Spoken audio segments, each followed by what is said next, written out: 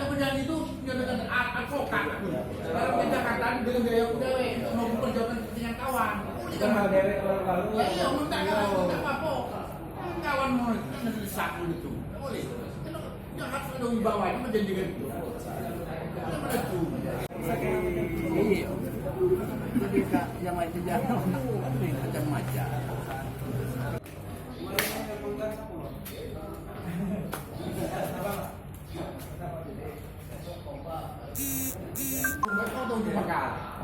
Iya, kini temui dulu kan. Ada masalahnya macam kau berjanji kan sedekau kan?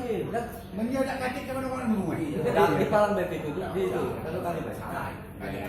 Kalau kita udah maksimum dengan batas kesabaran, ada prosedurnya. Kayak kita dengan cara kita. Ya, sabar. Insyaallah. Pasti ya Pak besok tuh. Kita potensi sudah satu negara. Kalau dia memang negara lurus, coba ini. Apa sih nomor PG? Berdasarkan usulan dari PG Lonsum, kita tak ingat dia kau usulnya mana. Gimana Pak hari ini Pak? Jadi hari ini masyarakat dan saya mendampingi sebagai advokat belum bisa ketemu karena Pak Asisten itu katanya ada acara. Kami tidak mau ketemu dengan yang lain, harus ketemu dengan Pak Asisten karena disposisi Pak Bupati ini terhadap kami ada kepada Pak Asisten.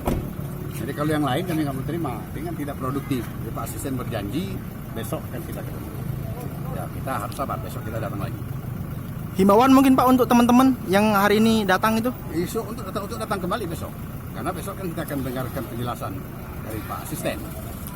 Karena dalam surat itu kita persoalkan pertama kali itu adanya surat pemberitahuan pajak terhutang atas nama masyarakat ini yang diterbitkan oleh pemerintah daerah Kabupaten Musirawas Utara atas usulan Lonsum. Ya kan? PBB itu tidak mungkin terbit PBB tanpa objek.